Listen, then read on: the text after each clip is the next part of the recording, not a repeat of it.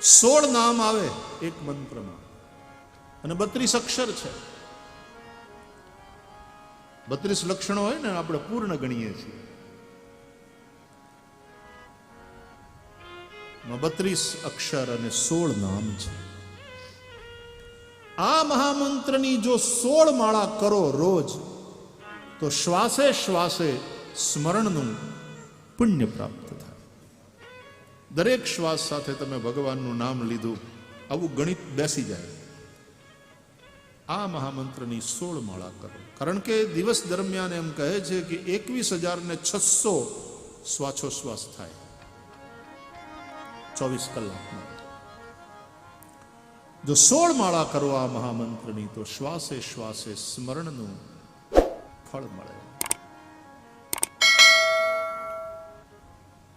હરે રામ રામ રામ હરે હરે, હરે કૃષ્ણ કૃષ્ણ કૃષ્ણ હરે હરે.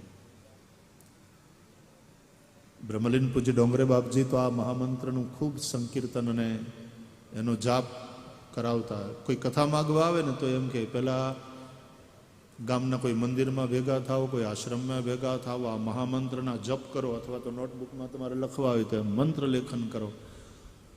આટલા લાખ જપ થશે પછી કથા આવશે. એટલે પેલા એક પીઠિકા તૈયાર કરાવરાવતા બાપજી કે એ નિમિત્તે બધા ગામમાં ભેગા થાય, મહામંત્રનું સંકીર્તન કરે, નામ જપ કરે. હા, એમને થોડા ભાગવત ભગવાન આવે તો શેરી વળાવી સજ કરું ઘેરે આવો ને. આ મહામંત્રના સંકીર્તન દ્વારા, એની સાધના દ્વારા પેલા એક પવિત્ર વાતાવરણ ઊભું કરવામાં આવે. પછી ઉત્સુકતા પૂર્વક તમે ભાગવત ભગવાનની રાહ જુઓ.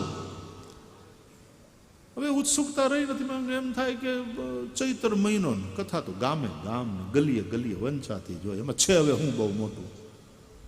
ઉત્સુકતા ગઈ તમારી. પછી આવ્યા શેઠ તક નાખો વખેરે. એટલા માટે તો ભાગવતજીનું મહાત્મ્ય પહેલા વાંચવું પડે છે, એના વિશે સમજાવવું પડે છે.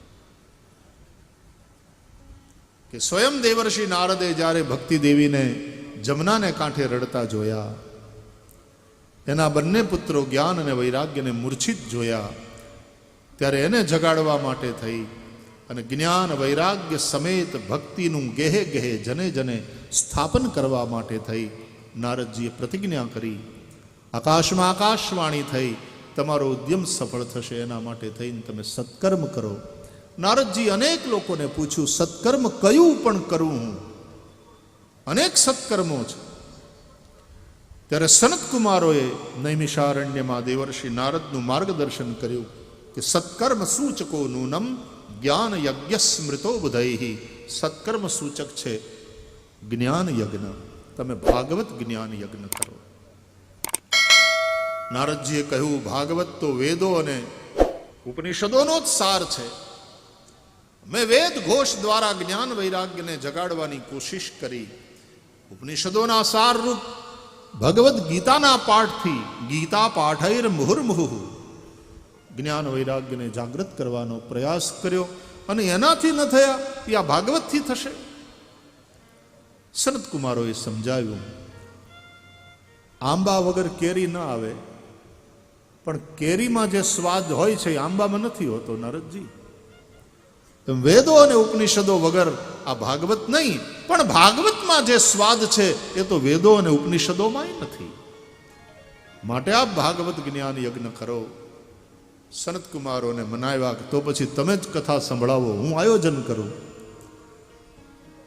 ગંગા કિનારે આનંદ તટ ઉપર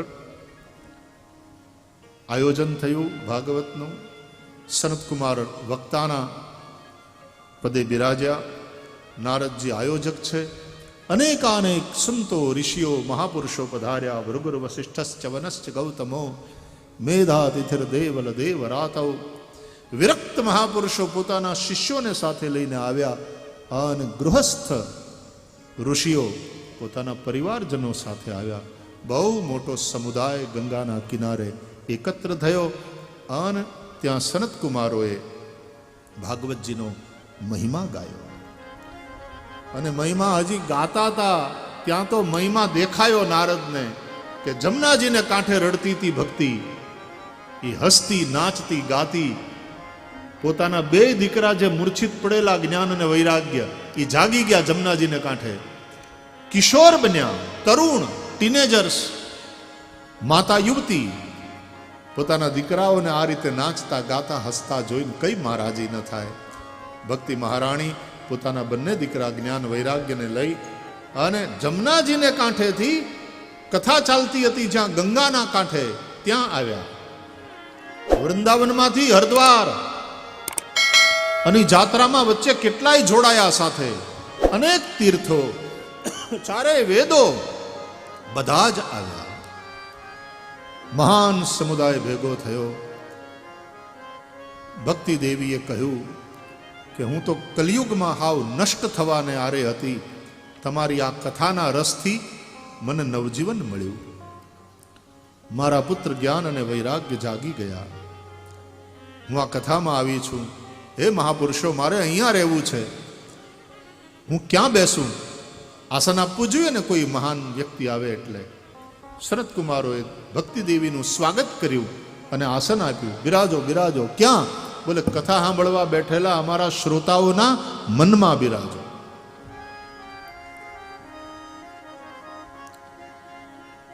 અને કથા પૂરતા જ નહીં, પછી બેઠા પછી ઊભા થતા નહીં. નિરંતરમ વૈષ્ણવ માનસાની, હંમેશા તમે એ સૌના મનમાં બિરાજો.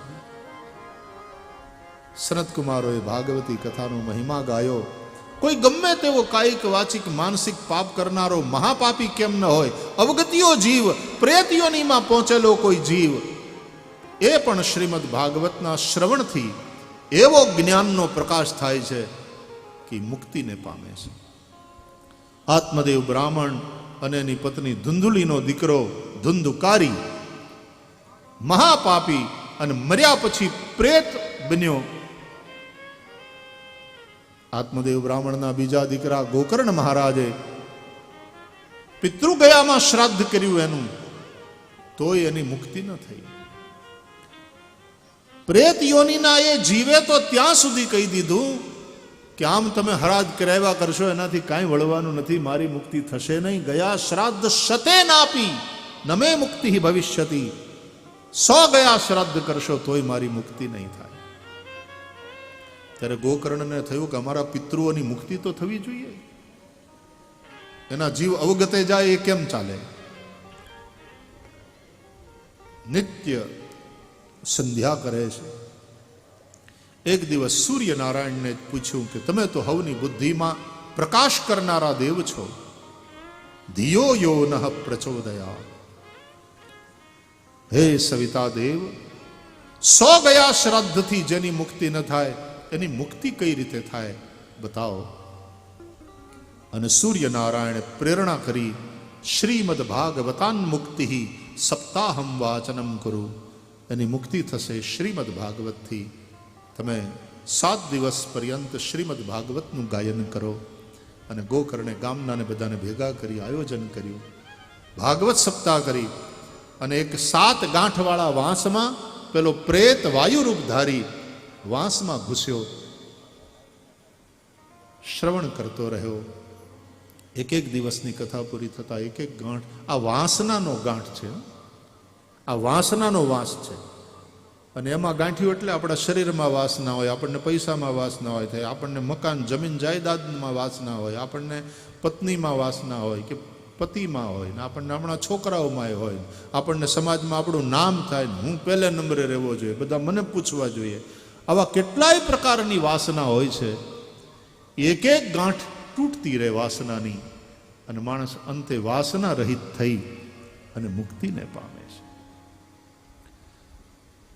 ધુંધુકારી પ્રેત યોનીમાંથી મુક્તિ પામ્યો. એણે કહ્યું, ધન્યા ભાગવતી વાર્તા પ્રેત પીડા વિનાશિની, સપ્તાહોપી તથા ધન્ય કૃષ્ણ લોક ફલપ્રદા.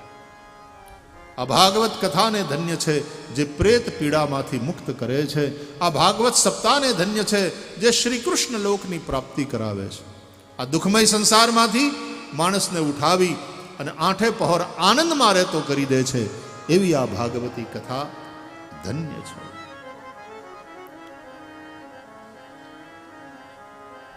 એ ભાગવતી કથાનું